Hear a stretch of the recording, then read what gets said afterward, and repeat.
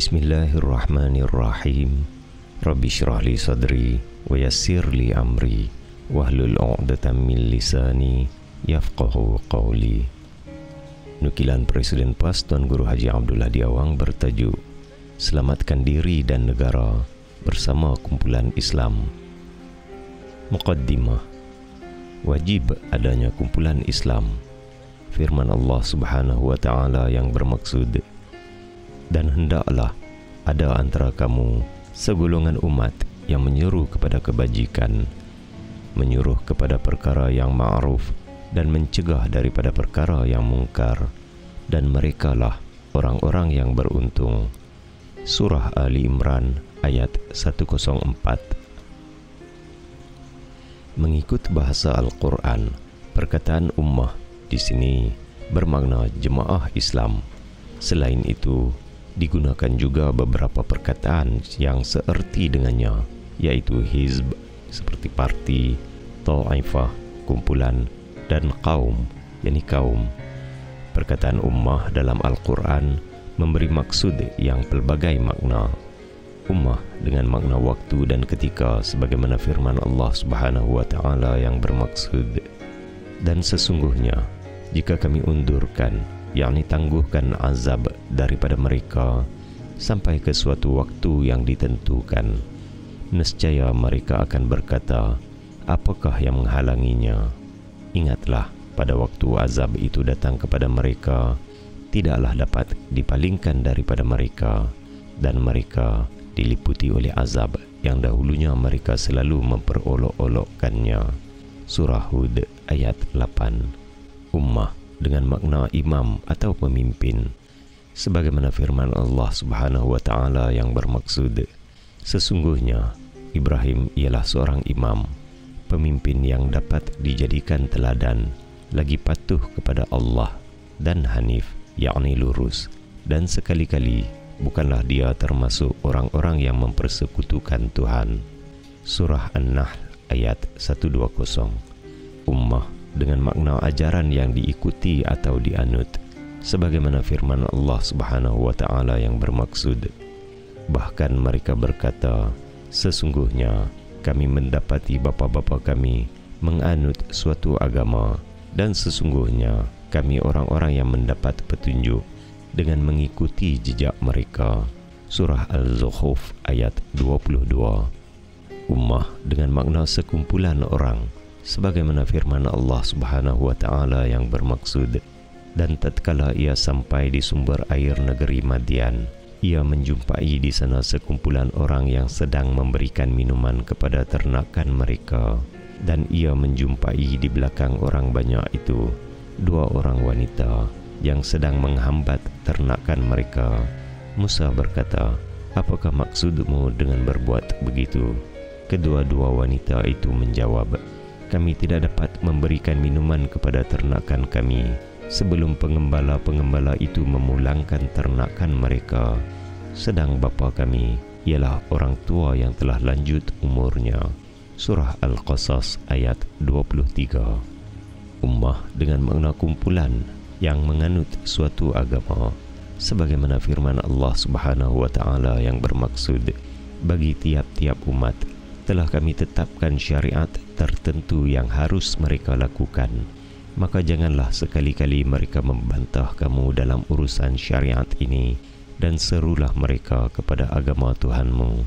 Sesungguhnya kamu benar-benar berada di jalan yang lurus. Surah Al-Hajj ayat 67.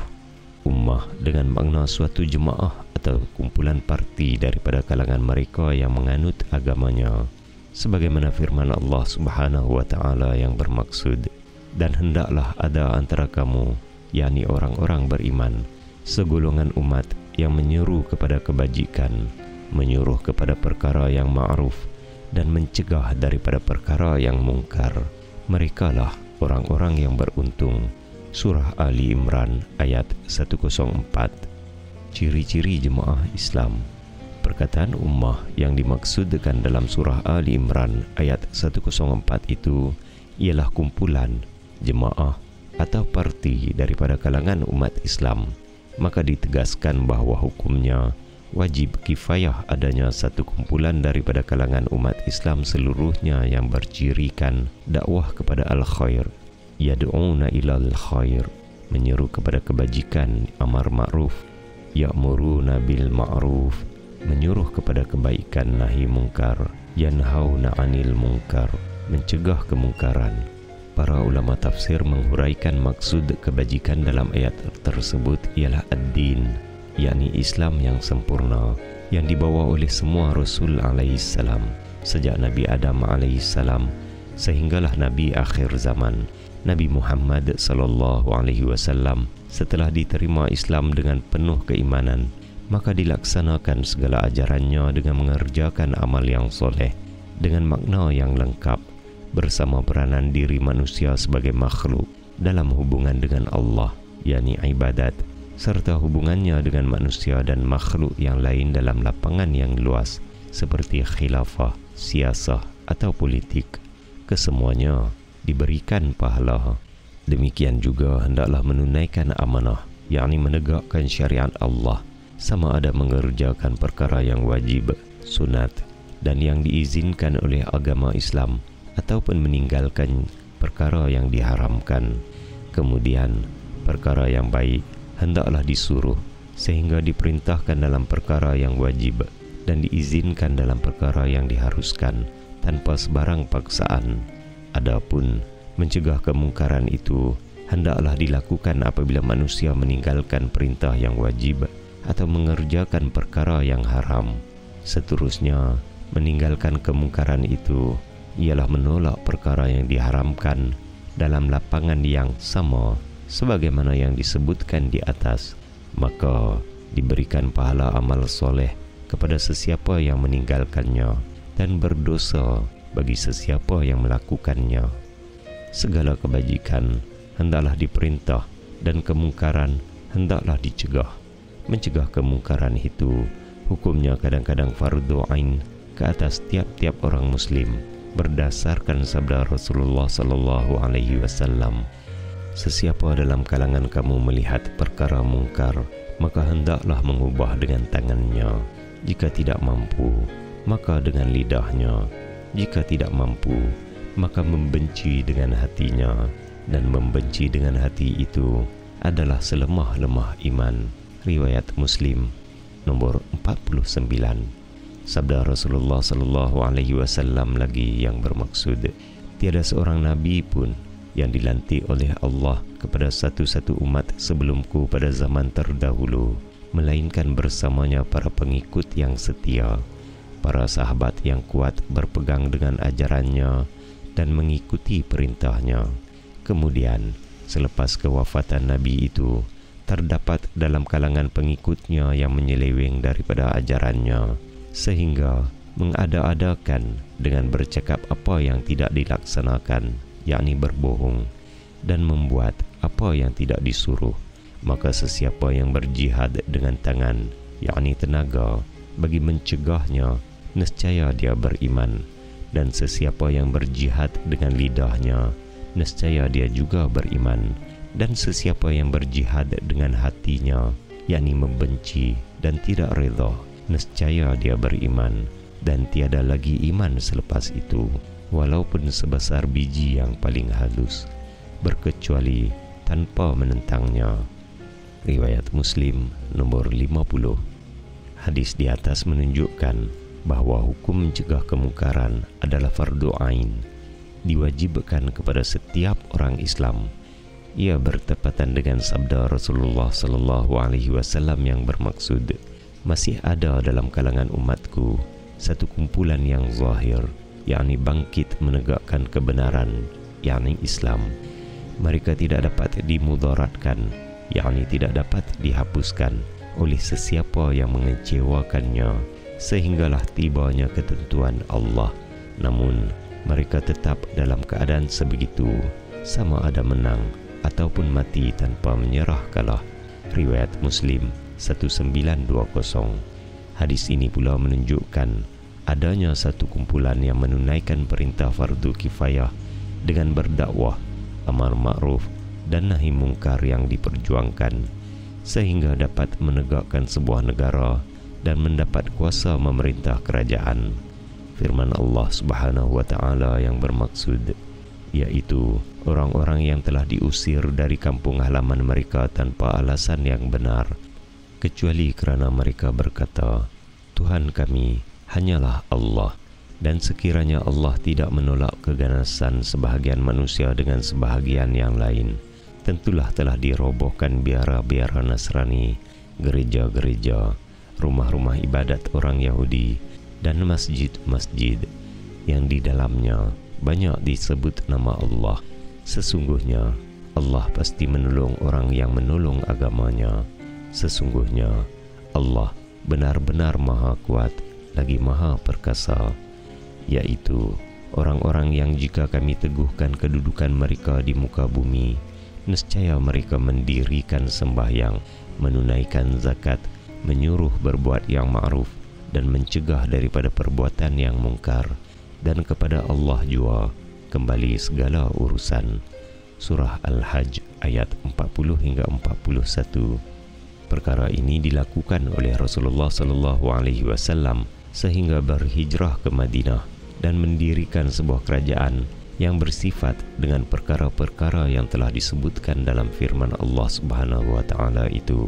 Seterusnya, perintah agar menegakkan kerajaan ini diwajibkan selepas kewafatan Rasulullah SAW apabila berlakunya peristiwa murtad, bahkan juga menjadi kewajiban pada zaman kini selepas berlakunya penjajahan terhadap tanah air dan pemikiran umat Islam. Dalam surah yang lain, Allah Subhanahu wa Ta'ala menyebut perkataan Hizbullah, yakni parti Allah, kumpulan yang memenangkan agama Allah. Firman Allah Subhanahu wa Ta'ala yang bermaksud, wahai orang-orang yang beriman, sesiapa antara kamu yang murtad daripada agamanya, maka kelak Allah akan mendatangkan suatu kaum yang Allah mencintai mereka dan mereka pun mencintainya, yang bersikap lemah lembut terhadap orang-orang mukmin, yang bersikap keras terhadap orang-orang kafir, yang berjihad di jalan Allah, dan yang tidak takut kepada celaan orang yang suka mencela. Itulah kurniaan Allah, diberikannya kepada sesiapa yang dikehendakinya, dan Allah maha luas pemberiannya, lagi maha mengetahui.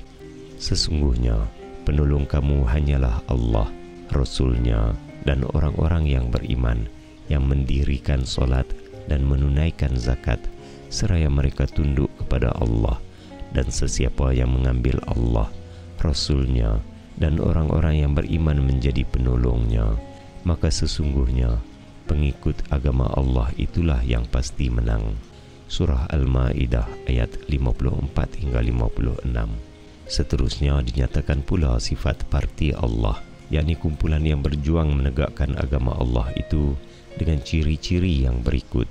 Allah Subhanahu wa Ta'ala mengasihi mereka dan mereka mengasihi Allah, sebagaimana firman Allah Subhanahu wa Ta'ala yang bermaksud, katakanlah wahai Muhammad, jika kamu benar-benar mencintai Allah, ikutilah aku. Nescaya Allah mengasihi dan mengampunkan dosa-dosamu. Allah Maha Pengampun, lagi Maha Penyayang. Katakanlah Muhammad, taatilah Allah dan Rasulnya. Jika kamu berpaling, maka sesungguhnya Allah tidak menyukai orang-orang kafir. Surah Ali Imran ayat 31 hingga 32. Merendah diri kepada orang-orang yang beriman dan gagah perkasa dalam menghadapi mereka yang menentang. Firman Allah Subhanahu wa Ta'ala yang bermaksud, Muhammad itu ialah utusan Allah, dan orang-orang yang bersama dengan dia adalah bersikap keras terhadap orang-orang kafir, tetapi berkasih sayang sesama mereka. Kamu lihat mereka rukuk dan sujud mencari kurniaan Allah dan keridhaannya. Demikianlah pada muka mereka tanpa tanda-tanda daripada bekas sujud. Demikianlah sifat-sifat mereka yang diungkapkan dalam Taurat dan sifat-sifat mereka yang diungkapkan dalam Injil, yaitu seperti tanaman yang mengeluarkan tunasnya, maka tunas itu menjadikan tanaman itu kuat, lalu menjadi besarlah dia dan tegak lurus di atas pokoknya. Tanaman itu menyenangkan hati penanam-penanamnya, kerana Allah hendak menjengkelkan hati orang-orang kafir dengan kekuatan orang-orang mukmin. Allah menjanjikan kepada orang-orang yang beriman dan mengerjakan amal yang soleh antara mereka pengampunan dan pahala yang besar. Surah Al-Fath ayat 29. Berjihad menegakkan agama Allah tanpa peduli terhadap penentangan. Sebagaimana firman Allah Subhanahu wa Ta'ala yang bermaksud, Dialah yang mengutus Rasul-Nya dengan membawa petunjuk dan agama yang benar, agar dia memenangkannya di atas segala agama, meskipun orang musyrik membenci. Wahai orang-orang yang beriman, sukakah kamu aku tunjukkan suatu perniagaan yang dapat menyelamatkanmu daripada azab yang pedih, yaitu kamu beriman kepada Allah dan Rasul-Nya dan berjihad di jalan Allah dengan harta dan jiwamu. Itulah yang lebih baik bagimu jika kamu mengetahui. Surah As-Saff ayat 9 hingga 10. Berwala, yakni berjanji setia kepada Allah, Rasul serta para pemimpin yang beriman dan beramal soleh. Firman Allah Subhanahu wa Ta'ala yang bermaksud, sesungguhnya penolong kamu hanyalah Allah, Rasul-Nya dan orang-orang yang beriman, yang mendirikan solat dan menunaikan zakat, seraya mereka tunduk kepada Allah. Dan sesiapa yang mengambil Allah, Rasul-Nya dan orang-orang yang beriman menjadi penolongnya, maka sesungguhnya pengikut agama Allah itulah yang pasti menang. Surah Al-Ma'idah ayat 55 hingga 56. Firman Allah Subhanahu wa Ta'ala dalam surah yang lain sebagaimana yang bermaksud, dan orang-orang yang beriman, lelaki dan perempuan, sebahagian mereka menjadi penolong bagi sebahagian yang lain. Mereka menyuruh mengerjakan perkara yang ma'ruf, mencegah daripada perkara yang mungkar, mendirikan solat, menunaikan zakat, dan mereka taat kepada Allah dan Rasul-Nya. Mereka itu akan diberikan rahmat oleh Allah. Sesungguhnya Allah Maha Perkasa lagi Maha Bijaksana. Surah At-Taubah ayat 71. Ayat ini menegaskan adanya kumpulan yang mendapat rahmat Allah Subhanahu wa Ta'ala kerana mereka sama-sama berganding bahu bagi melaksanakan kewajiban amar ma'ruf dan nahi mungkar. Setiap orang yang beriman diuji oleh Allah Subhanahu wa Ta'ala. Mereka yang berjaya mentarbiah diri dengan sentiasa bersolat menghadap Allah Subhanahu wa Ta'ala, berzakat kerana tidak bakhil, dan bersifat taat, sudah pasti tampil melaksanakan kewajipan menegakkan agama Allah dalam lapangan hidup yang lebih mencabar. Hal ini demikian kerana mereka menunaikan kewajipan dakwah, amar ma'ruf dan nahi mungkar yang pasti menghadapi tentangan yang menjadi ujian dalam perjalanan hidup mereka. Setiap orang yang beriman tidak cukup dengan menunaikan ibadat untuk diri masing-masing tanpa diuji. Kerana menegakkan Islam, mereka pasti diuji sama ada terhadap diri, keluarga, harta, mahupun pangkat. Kerana firman Allah Subhanahu wa Ta'ala yang bermaksud, Alif Lam Mim. Apakah manusia itu mengira bahawa mereka dibiarkan sahaja mengatakan, kami telah beriman, sedang mereka belum diuji lagi? Dan sesungguhnya kami telah menguji orang-orang yang sebelum mereka. Maka sesungguhnya Allah mengetahui orang-orang yang benar, dan sesungguhnya Dia mengetahui orang-orang yang dusta. Surah Al-Ankabut ayat 1 hingga 3.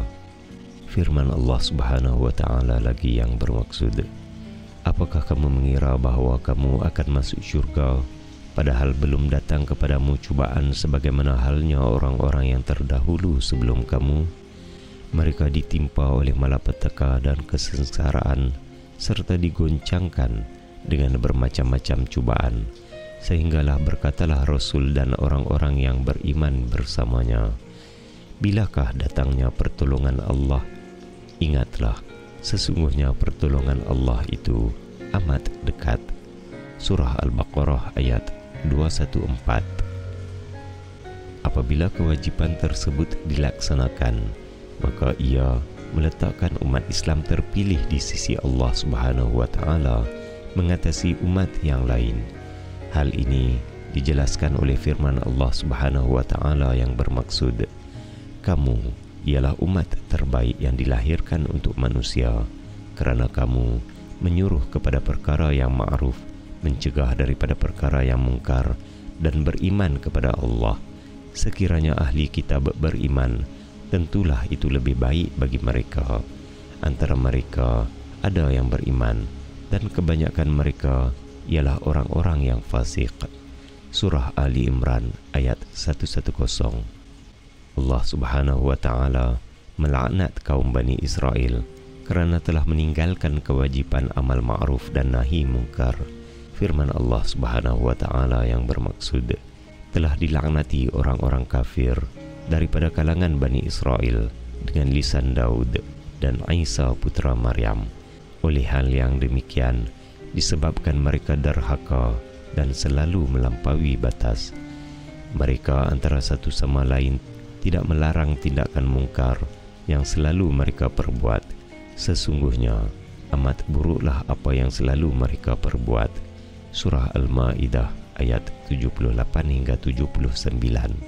Seterusnya sabda Rasulullah SAW yang bermaksud, demi Tuhan yang diriku berada dalam tangannya, sama ada kamu menyuruh kepada kebaikan dan kamu mencegah daripada kemungkaran, ataupun Allah menghantar balasan, yakni bencana ke atas kamu kerana menghukum kamu, yakni tidak menjalankan kewajipan itu, kemudian kamu berdoa kepadanya, nescaya Allah tidak akan menerimanya, yakni tidak memperkenankannya. Riwayat At-Tirmizi nomor 2169.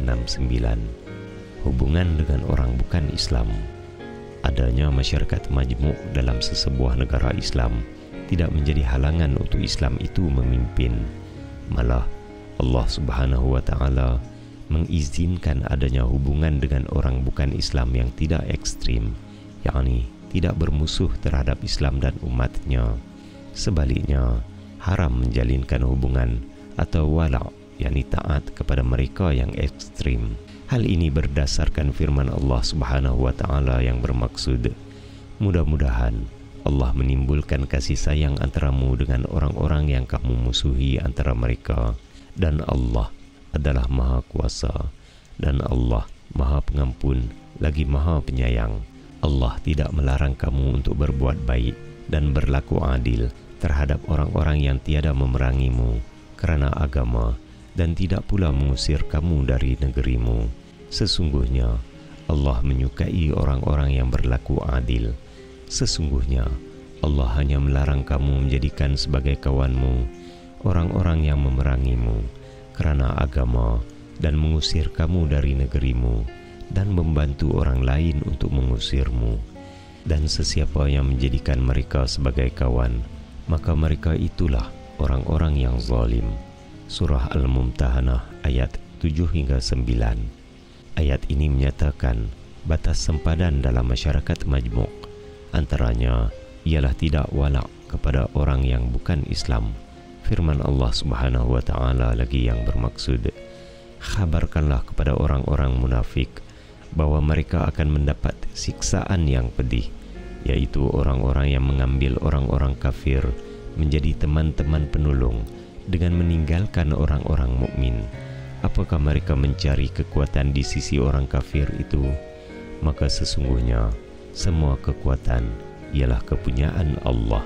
Surah An-Nisa ayat 138 hingga 139.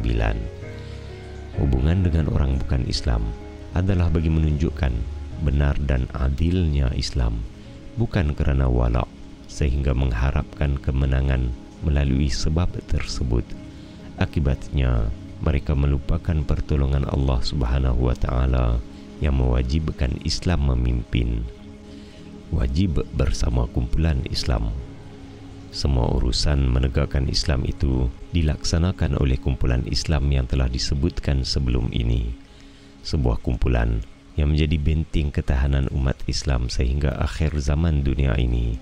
Pada zaman tiada Rasulullah SAW di alam dunia selepas kewafatannya, maka kita wajib bersama kumpulan Islam yang memimpin.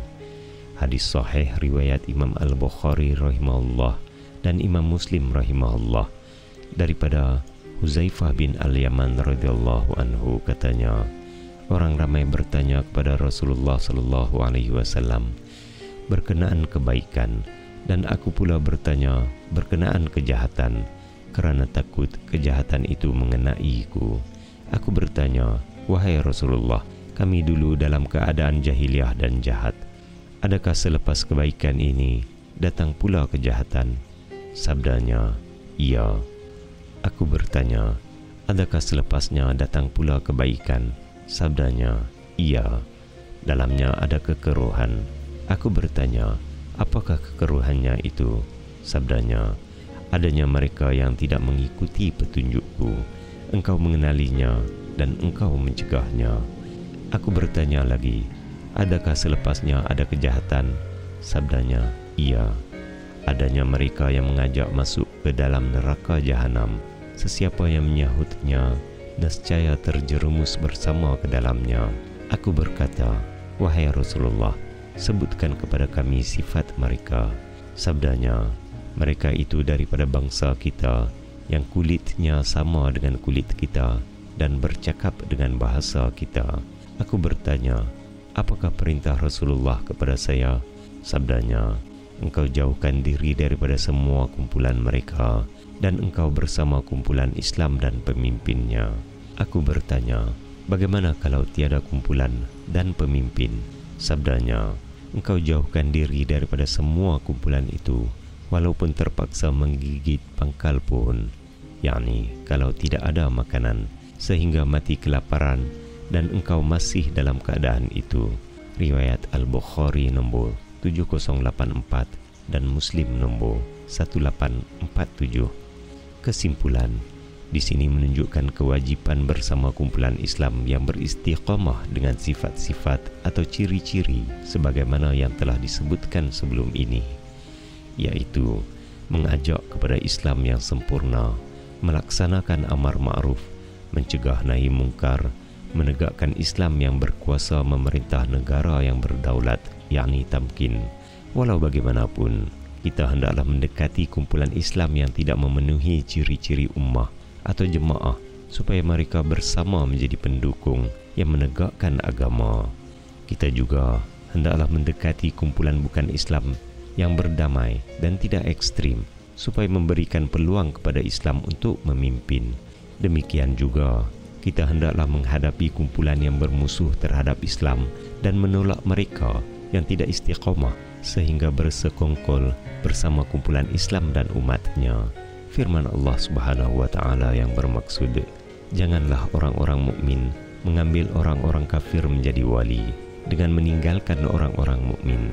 Sesiapa yang berbuat demikian, nescaya dia tidak akan memperoleh apapun daripada pertolongan Allah kecuali kerana siasat memelihara diri daripada sesuatu yang ditakuti daripada mereka. Dan Allah memperingatkan kamu terhadap diri siksaannya, dan hanya kepada Allah tempat kembali. Surah Ali Imran ayat 28. Subhanakallahumma wa bihamdika asyhadu an la ilaha illa anta wa nastaghfiru wa natubu ilaik. Wa akhiru da'wana anilhamdulillahi rabbil alamin. Sekian penulisan Tuan Guru Haji Abdul Hadi Awang di lapangan terbang Doha, Qatar pada 13 Rabiul Awal 1444 Hijrah bersamaan 10 Oktober 2022 Masihi. Assalamualaikum warahmatullahi taala wabarakatuh.